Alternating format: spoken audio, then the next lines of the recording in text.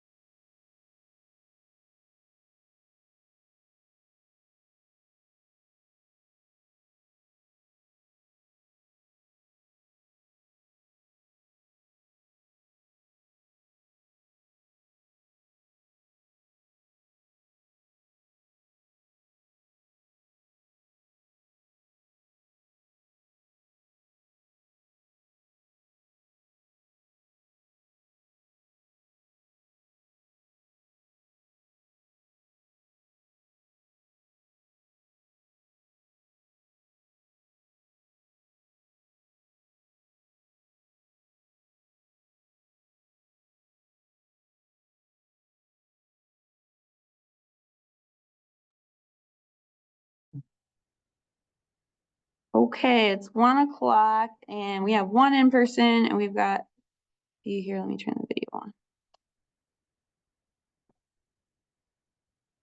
Welcome everybody. Thanks for joining us. We're gonna put together kind of a few different presentations today. So if you haven't met me, I'm Kayla. I'm with Keller Home Loans. I'm in the office on Tuesdays and Thursdays. And there's Adam. And Adam's in on Mondays and Wednesdays. So if you have any financing related questions, feel free to drop in or shoot us a line. We're happy to help. Today we're going to be covering creative solutions with equity. And we're going to go off on a couple of different paths with it. So let me actually not good at sharing. So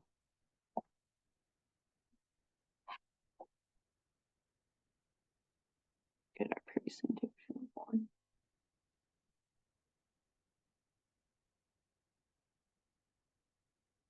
And then if you would like a copy of the presentation, I'm happy to share it so you don't have to take as many notes.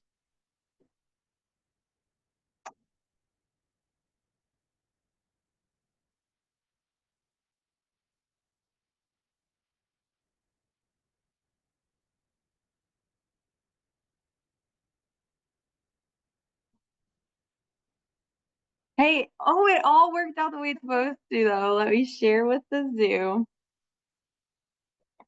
Okay. Hey Zoomers, if you can you see the PowerPoint? Give me a thumbs up in the chat, please. If I can get to the chat. Where's my blog? Let's see if it's here. I can't get to it. Okay. And hold on.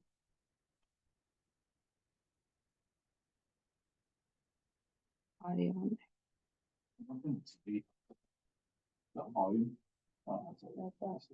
Mine's 100%. So,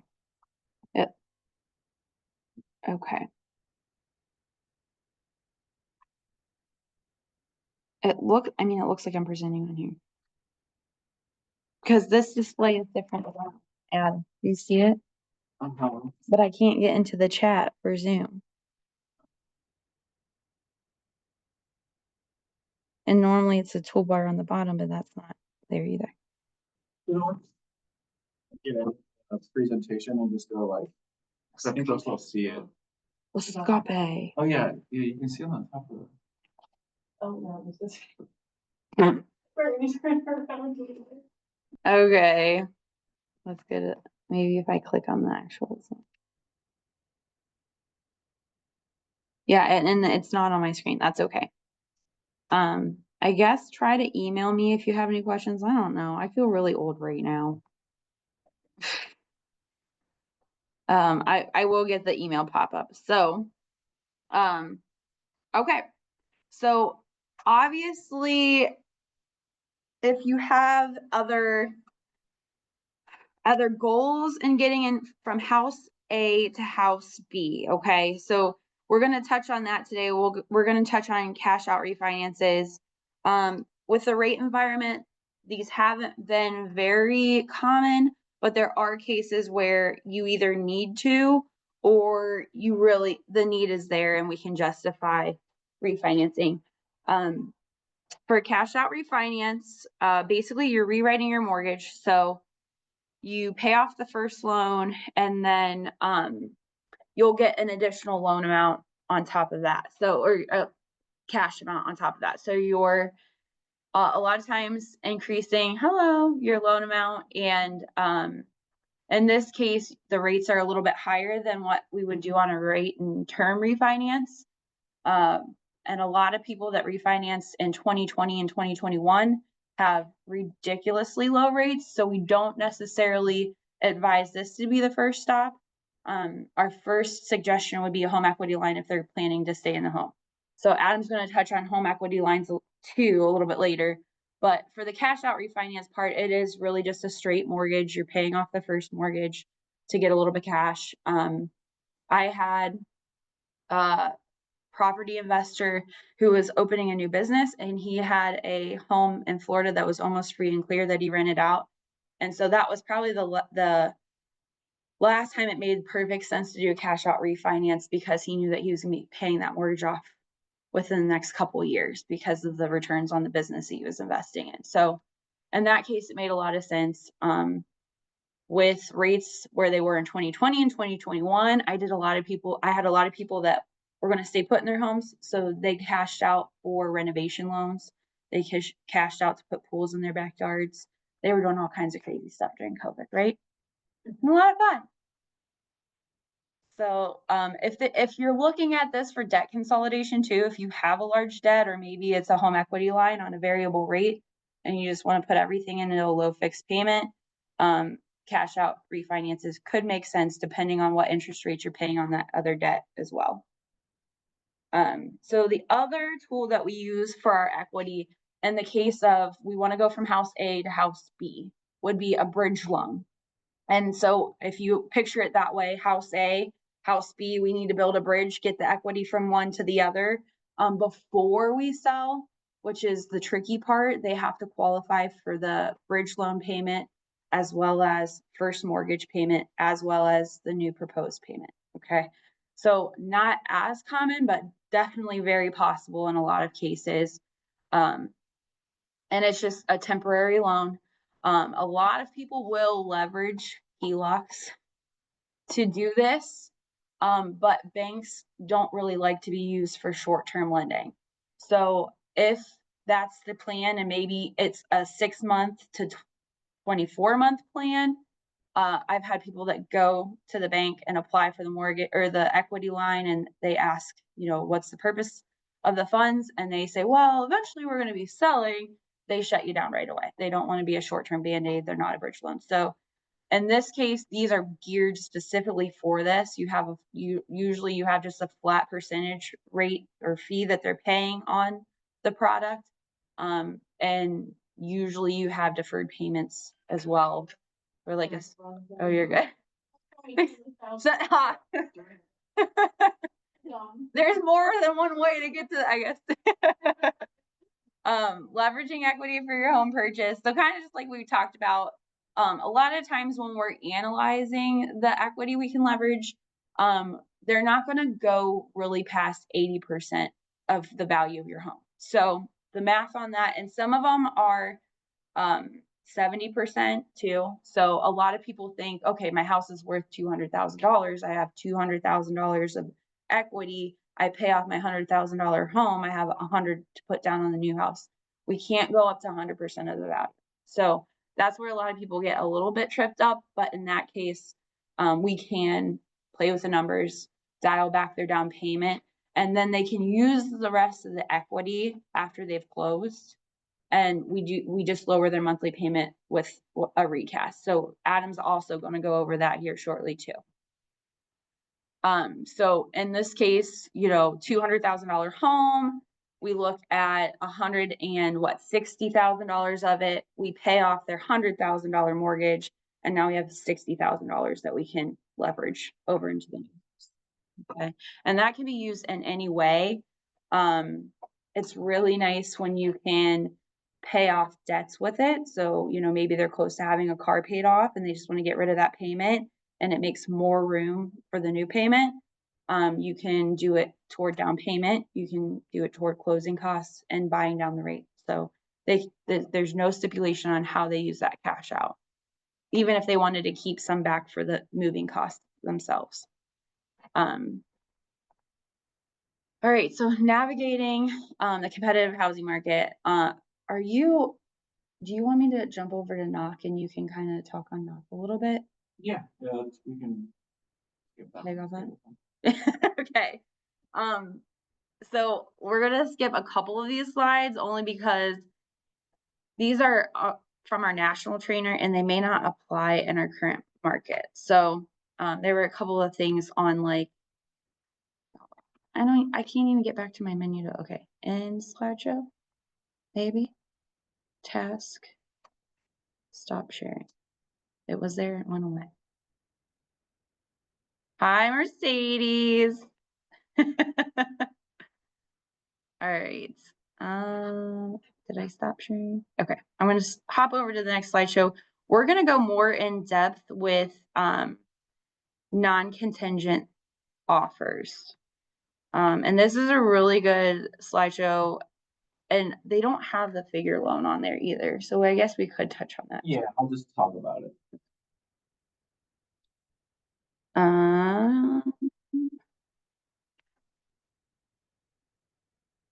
So obviously, when you're trying to put together a competitive offer, sellers are looking for no contingencies.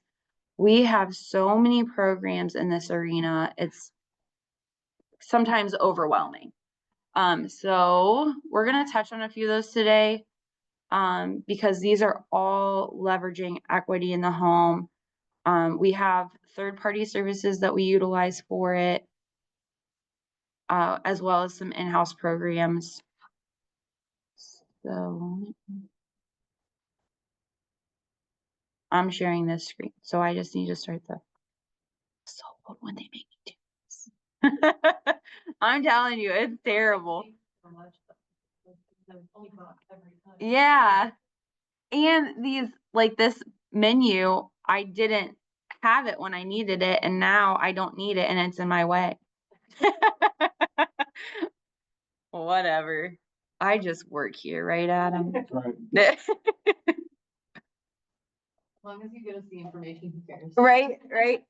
And I shared too with Zoom, if you guys want us to send these presentations to you so you don't have to take as many notes, I'm sure you'll have a couple things you want to jot down, but we'll be happy to share it with you. Okay, so we're gonna talk first about our knock bridge loan. This is another one of those short-term programs. So it uses the equity, however, it's not a home equity line. It doesn't stay open for a long period of time. I believe they give you 6 months after you've moved into your new home to sell the prior home. So essentially with knock, and then Adam's going to talk about the figure loan, very similar. There's a link that they're going to apply online, and pretty much instantly they're going to know exactly what they qualify for. which is incredible because we get to use that essentially as, you know, we've got cash, we've got verified cash. In addition to those funds that they're using for the bridge loan. If they say they go under contract and they actually like, they have two different options. They can take the offer from bridge loan and use it and then list their house. That way, if they don't sell it, then they can use bridge. But if they do sell it before they close, there's a small fee that they pay to knock. And then they don't have to pay the bigger percentage on the loan, right? So they have options there. If they don't sell the property, they actually have a contingent offer on their home behind the bridge loan, okay? What does this mean for you? It means that they are not responsible for that first payment anymore. So in a traditional bridge loan, I said they have to qualify with payment number one, plus the bridge payment, plus the new payment. Well, because knock is guaranteed that they're going to buy this house from them, they're not responsible for payment number one anymore. So it leaves a lot more room for us to play with in the debt to income ratio. Okay, does that make sense? Yeah. Okay. Sometimes I get into start speaking mortgage and okay. Good. Adam, do you want to touch on figure? So for figure, hi, Zoom people. So basically, like, the goal here is to help you guys overcome objections and overcome like concerns that clients that come to you have, right? And so the bridge loan is a really good first kind of step. We don't expect you guys to be experts on this stuff, and a lot of things that we're telling you is probably gonna just one ear out the other. But when the conversation comes up with the clients, like, you know, hey, you know, I own this house, I have equity to use, but I just don't understand how to use it. The easiest response is great. We work with really good loan officers who will be able to help you guys. They have multiple different ways that you guys can leverage the equity that you have in your home. But if you want to try to have a little bit more of an informed conversation, so you can throw in like, yeah, they have options like bridge loans, which is what Kayla went over, which is where they're just going to use the equity that you have to help you with your down payment on the new house. So that is a really good, simple way to go. There are alternative methods too as well. So like we have the figure loan is it's a home equity line of credit. Okay, so you think of it as you would go and open up a credit card against your house. Is kind of how I explain it to borrowers in this most simple way. So it'll say, for example, they'll apply, like she said, and it will instantly tell them when they apply. So they'll literally take probably less than 5 minutes for them to figure out exactly how much equity they'd be able to pull out of their house. And it'll tell them the terms, it'll tell them the interest rate, it'll tell them, you know, what their payment would be, it'll tell them all those things. Okay. Like Kayla mentioned, with this option, it's not going to be ideal for someone that really wants to sell their house right away, because it's not take it out and then you can pay this off right away. But if someone has a property, and where this is really helpful is if you have a client that has investment properties, this line of credit, it works on investment properties. So if someone owns an investment property and they have some equity in that that they would like to use for their new home purchase, it's a really great option for them. What makes this line of credit really cool is that it literally can close in as quick as 5 business days. So like they can apply and they literally can have the money in like 2 weeks because there is rescission period and stuff like that. But if you have clients that, you know, again, they have the equity, they don't need to sell their house right away, this can be a really great option. It's really fast. There's no appraisal needed, which is what's crazy about it. So it actually does an online appraisal instantly when they apply. So where usually someone goes to their bank for a line of credit, they're like, okay, well, you're going to have 30 days. We're going to have an appraiser go out there, look at the house. None of that is done. So literally it's all completely online, and they even sign documents online with like a mobile notary. They just show their ID and they sign the paperwork. So this product is really good, but it's also like a specific use case. It's not going to be like our first option, but for the right person, it's a really, really good option. The third option, again, just throwing kind of some things out there that we would look over and we would educate the clients on once we kind of sit down and we look over what their situation is for someone that, again, has equity in their property, but they have a little bit of money saved for the new house purchase. They don't have a lot of money saved.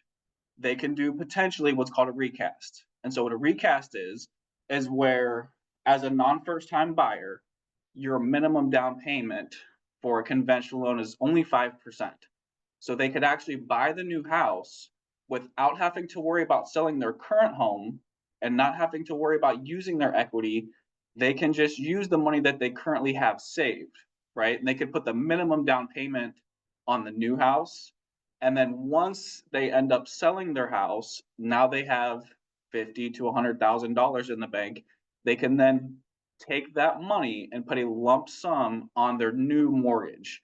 And so that is called a recast. And so what a recast will do is it's going to change the, based off of the principal balance, it'll update what their mortgage payment is. So when they closed on the loan initially, they put the minimum down payment. So they're going to have a higher mortgage payment than what they probably want or ideally have. But then they turn around and the drawback to the recast is they do have to wait 181 days. So basically they have to make their first 6 payments, which can be a deal breaker for some people. But as long as they're okay with meeting that minimum wait period, they then put that lump sum down, and then the recast will now update what their mortgage payment is based off of the new balance. And then that's going to put them back into where they're in that comfortable payment that they were planning on using for kind of the initial scenario. Again, that's not going to work for everybody, but for a lot of people, that when you're in that situation where you don't want to have to sell, you don't want to have to put a contingent offer, and they do have enough money to meet the minimum requirements, it's such a great way to help kind of just bridge the gap if the bridge loan isn't an option for them. So those are really kind of the key, I think, options initially. And then, you can get into different scenarios that could happen. Like, okay, do you have investment properties that we could sell, or whatever the case is? But in terms of helping you guys when you're having those conversations, and there's these layers of situation that we have to think through to help this person get to what they're trying to get to.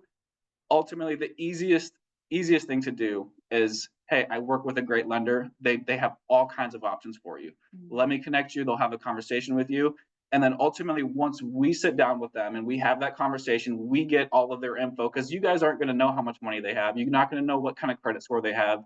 You're not going to know all those things. That's our job to figure that out and then relay that information to you guys correctly, to where you guys have an understanding. Like, we're not going to say, hey, this is their exact credit score, this is exactly how much money they have in the bank, but to a degree where you guys can also understand what the game plan is, so we can all work together to make it work for the client. Because that's what ultimately matters the most, is how can we make this work? And so, yeah, sometimes it can be tricky because there's so many variables that can come into play, especially when now there's multiple houses and different things that you're trying to do.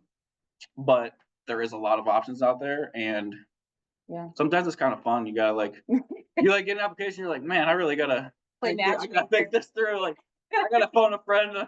I'm not calling Chris on this one. And it is because, like, you think about, okay, oh my gosh, this would be a good fit. Oh, but that won't work. Oh, what about this one? Like, it literally, like, we're playing matchmaker, and that's it. Like, so we're all seasoned loan officers, and we all have a group chat, and we can put it out to the group, be like, this is what I think I want to do. Has anybody had this experience or whatever? So it's really, really nice. But 2, like, you don't know their financial picture like they do. So asking the right questions, number 1. But 2, looking at the whole picture. Like, we're not just trying to fit them for a mortgage. Like, they're being tailor fitted by us for a mortgage, but we have to make it fit their whole financial outlook. So, just in the scenario of a recast, I've sat with so many clients where I'm like, okay, let's use the money you have. Let's not stress you out about selling. You'll sell, you'll have, 45 days before your first payment, and you can get it listed and closed within that 45 days. That you won't see 2 payments, right? Worst case scenario, maybe 1 month where you're making 2 payments. But when you hit that recast, this is what it looks like. Because what they do, if you were to put $100,000 on your mortgage, what that would do automatically is pay it off early. What a recast is going to do is it's going to spread that balance back out over the 30 years. So that's how it brings down. It's not going to change their interest rate. I don't think it gets rid of their PMI either. Like, it could, they just have to, there's a process to that. Yeah. So if they want to just spread their payment back out, they can do that. And so we make it part of our conversation in the beginning to say, this is what your payment's going to be at closing, and then this is what your payment's going to be at 6 months. And hey, if something happens in that 6 months and you have to replace the air conditioning, then no big deal. You just put less down toward the principal and just know for every $1,000, your monthly payment is just going to be like $7 more a month. And now you have a new air conditioner without stressing. So those are the things that we have to look for. Obviously, there's a lot that goes into it. And like Adam said, easiest thing for you guys to do is just say, we have a professional, we'd really like you to talk to them, even if it's a second opinion. Maybe they think that they want to stick with their bank and what their bank says is gold. Maybe we can get them thinking otherwise. So always, even if it's like, hey, Adam, I've got this client, they're really insistent on sticking with Huntington, but what you talked about in training, I really think they should talk to you, and here's why. We can help approach that conversation too. It is, I mean, it's, yeah. I have a question about like applying.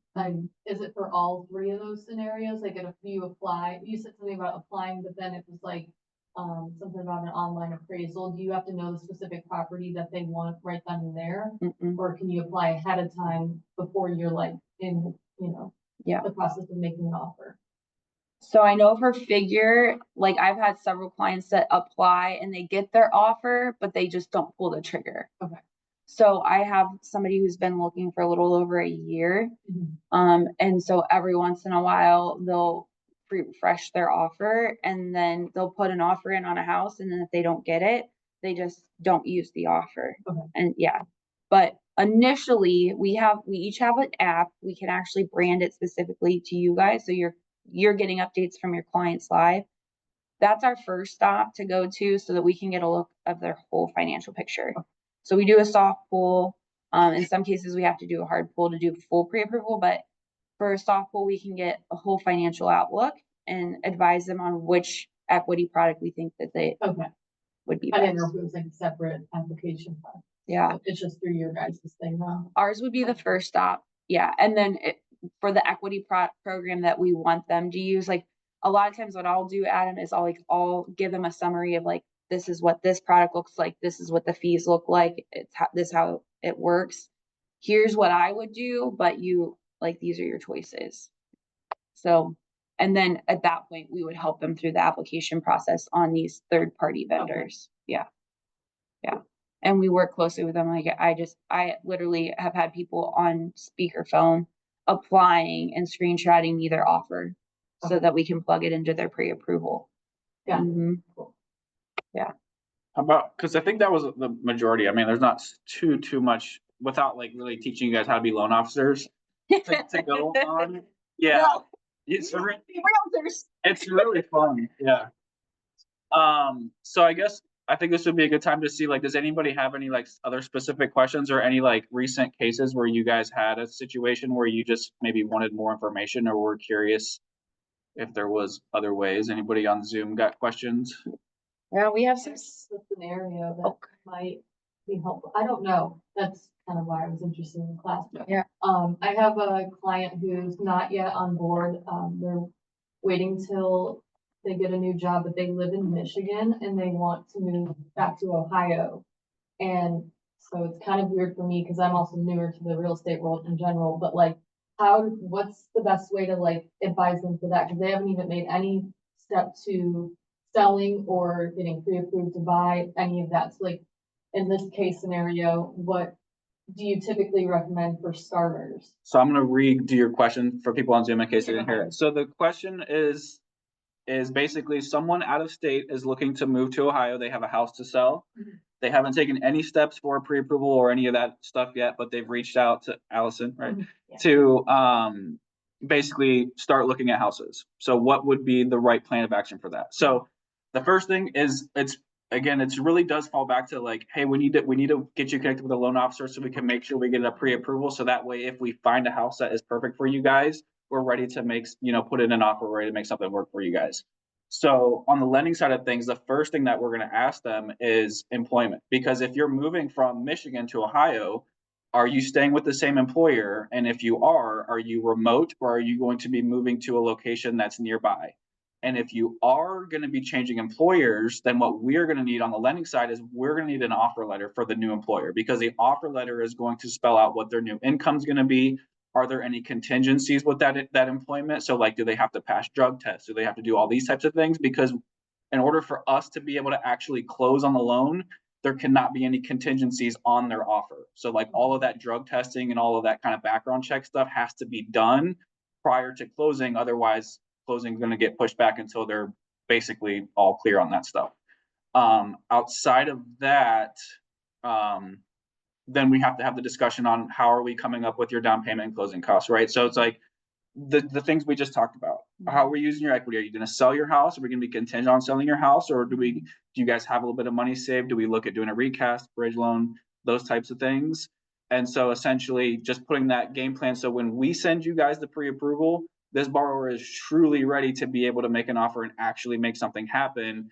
And you guys aren't just driving around, probably zooming them houses while, they can't actually even do anything right now. Right. So. And like we have different scenario. I mean, it's case to case. So like Adam said, best step is just talk to a loan officer first. But like with the employment moving, like I had a call last night. I have a client moving from Alaska to Ohio. And I was like, you work for a chamber. Like, how is this going to work? And she's like, well, I'm actually in Georgia right now working. I've been working. I was like, okay. She's like, they need me. So before I did anything, like I was like, can I have the contact for your HR person? And we sent them a full verification of employment. They filled everything out. And I think with COVID, a lot more people have become remote capable, and know that like you still get productivity and everything. So that's been more common. Obviously, if you have business owners, that doesn't necessarily translate to a new climate or whatever. If they have somebody who operate the business even after they move, then we might be able to justify it with some letters from like accountants and things. You get into the nitty gritty, but some of these equity products are not available in every state. So Okay. that's where like referring them to us too would be. Yeah. But yeah, it's definitely possible. It happens all the time. Does get tricky because you do want to make sure you leave no stone unturned. Yeah. And it can, I mean, to the point too, like you can have a contract that's not going to start until after closing. As long as we can get their first pay stub within, 60 or 90 days of closing. 60 days of closing, they can still close before they even started their first day. Yeah. So, yeah, there are guidelines for all of that. I also jumped the gun. I think Kayla did have more stuff to talk about. I don't know. I think I kind of just like, I look at the sign like, yeah, no, I already went over that. Gifts, we can use gifts too. That's Didn't think about that. yeah. This Homelight is also another program, but Homelight actually does purchase the home from the buyer, or the seller.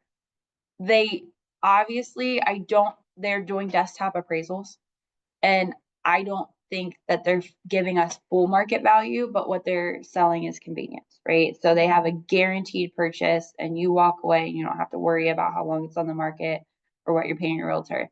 Another point I wanted to make on the knock is that you as their agent do not get cut out of the deal. Okay.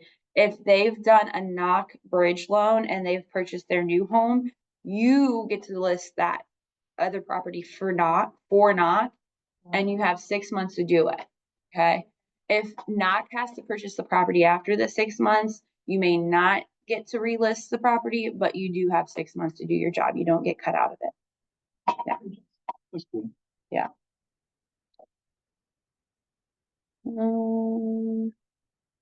We talked about choosing the right options for your needs.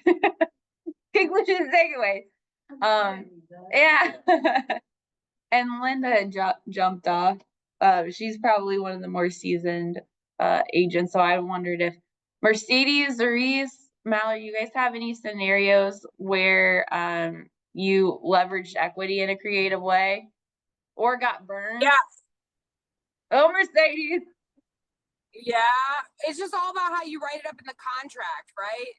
Like there are two different ways to buy and sell at the same time.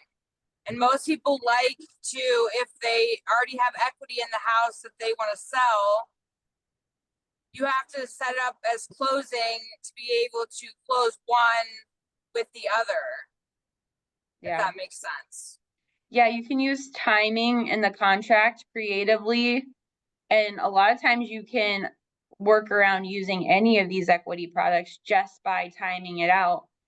And, you know, we Yes. call it stacking the dominoes, but also if those dominoes don't fall exactly how you have them lined up, then it causes, Which you is know, why stress. one contract has to have a home sale contingency or one of your programs, right? Because you can't screw them over. They don't want to be homeless, so you have to put extended possession for the people selling. Anyone that wants to buy their house, which is it's honestly better to sell it knowing you're going to get that equity and have that amount of money to put down. Yeah. You For already any know what buyer your that sales price comes is. to look at your listing. You know what I mean? You already Yeah. have to make it aware that the seller needs at least 30 days extended possession after closing in order to shop for their dream house, but they're actively looking.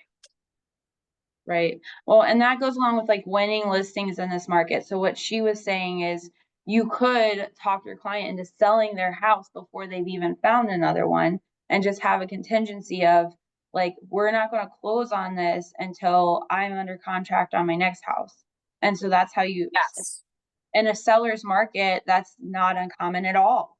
And for advantageous because it's harder to get an offer accepted with contingency versus being the seller having the contingency. I Right. mean, I wouldn't know. Yeah. Yeah. So then so if it's harder to get accepted with a home sale contingency, like this, you have to get past inspections only up to like the appraisal, but each contract has financing in there for how many days, right? Yeah. So if it needs to fail because you can't buy that new house now because your pre-approval was contingent on you like closing it. There's a concurrency and a home sale contingency. Concurrency is basically saying, listen, I already have the house on the market. We're supposed to get these funds. We closed this day. Let's do this. It's easier to get that accepted than saying, listen, give me 7 days and then I'll put it on the market. You know what I This mean? gives them 30 days. And on the financing side, what she was talking about, the contingency. So, you know, you get through your home, like they list their home, they get it under contract, they get through then the inspections, right?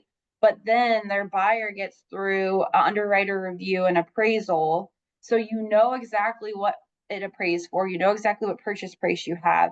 The underwriter approves your buyer for their loan. And even before you've like closed on the property, they've removed the financing contingency, the inspection contingencies.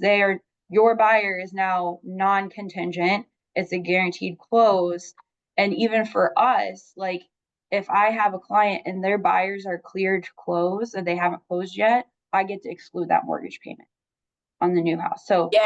it And see, opens up. that's the downfall about your payment on some of these things that you're offering. And what it would be hard is because a lot of buyers with the interest rate, property taxes, all this stuff have gone up. So payments per month are higher. And they can't afford doing this mortgage payment that they currently own and the one that they're buying. So this is the whole like being able to buy and sell at the same time scenarios. Yeah. So there are still dominoes that need to fall into place, but you eliminate a lot of the big scary ones. Yeah. Yes. Good one, Mercedes. Thank you. Yeah, no problem. As Thank you, always. guys. Does anybody have any other questions for us? I knew we weren't going to go the full hour, but this was good.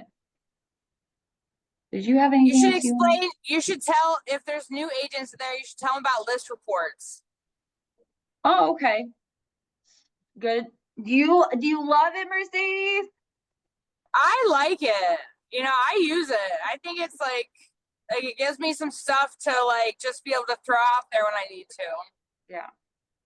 So as a whole, I really encourage you to come in. Like I said, I am here on Tuesdays and Thursdays. Adam's here on Mondays and Wednesdays. set up a time or just drop in. We have a whole resource tool belt for you guys. So it's not just the mortgage side of things. We can help you advertise. What she's talking about is list reports. So we have our app, we co-brand the app to you, which means you're getting updates when somebody shared your link. You're going to get updates when they've completed the application. You're going to get updates when we've pulled it in to work on it. You're also going to have access to their like pre-approval letters. And then when we get into the loan process, you'll get updates. So that's number one. We can set you up on that. You can send us your headshot and we can get it co-branded. So it's like a nice uniform look for your clients. The other thing she's talking about is list reports. And we also have total experts. So we can do co-branded flyers for open houses and things like that. We can customize them within Total Expert. You can go in and customize a flyer. List reports is a set it and forget it. So we can literally type in your MLS and it has all of your information through the market center. And anytime you post a property out to the MLS, within 15 minutes, List Reports will send you a complete branded marketing kit. You can print it out, you can share it on social media, you can print out sign-in sheets with QR codes for your open houses. I got excited. You're I good. get excited about list reports. Yeah. You can link your Facebook. Mark uses it all the time. Yeah, and you link your Facebook, and then honestly, you just go when you have an open house. You go in there. It sets like the top 3 photos. I mean, you can change them, and then you can copy what it says with all the hashtags, and then post it. It's so easy. And they have I forget what it's called, neighborhood graphic for your potential buyers, and it'll tell them like the schools in the neighborhood, it will tell them the school's ratings, it'll give you restaurants, it'll give you grocery stores. Like it's just a really well put together resource. And then you can schedule shareables to go to your socials, because that's a big thing, is just being front of mind and having a regular, Facebook presence or social media presence. You can go in through their shareables, schedule all of your stuff to share automatically.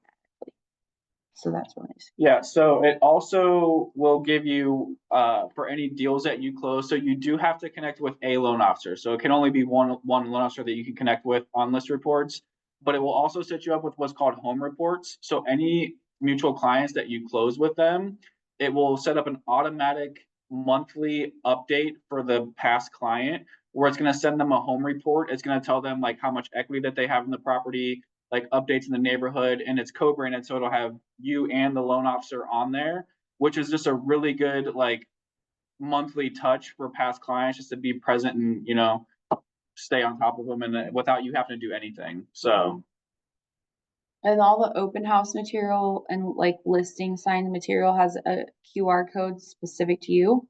So it'll go straight to all your own contact information, but too, it also captures data. So like if you share it straight through list reports to your Facebook, you're getting insight to the clicks and activity and the traffic on that posting too. So it's a really slick program. Mercedes, I'm glad you love it. How long did it take me to get you on there? I think it was too long. I think I added her, and then a whole year later, the light bulb went off in one of these trainings. And like all of a sudden I'm in the middle of the training and I'm getting ding, ding, ding. I think I updated one of my things during the team meeting yesterday, and I think it went off. When you were like in the meeting, I was like, "Oops." You did. Yeah. That's good. It's cool. All good. We want it to be used. All right, good. And that's free to you guys too. It's free. All right. Well, thank you everyone for taking the time. I know it's busy season. It's nice out. Vacation season. It's not 100 degrees out. So we appreciate your time, and feel free to drop in on us, because we sit in there and we get bored. Yeah, come see us and we'll set you up. All right, thank you all. Thank you. Thanks for Yeah, coming. thank you. Thank you. I don't know if we have any audience today. So we didn't know if we were gonna have any audience. We thought we were. Be late, but I'll. Yeah, I'm glad you did. We don't take attendance. Yeah. I'm like missing each other every time I Yeah. come in, but. Yeah. I was like sick of the baby with my mom and get in the office for one. Right. Yeah. How old? She's one, just one. Mm. Yeah. My little koala, that's why I never leave. All right, ladies. Thank you guys. Have a good day. I can't even get out of this. Let's do it for What? forever. Cause I think it's, so. That's my screen. Yeah. That's my second screen. My gosh. And it's still recording.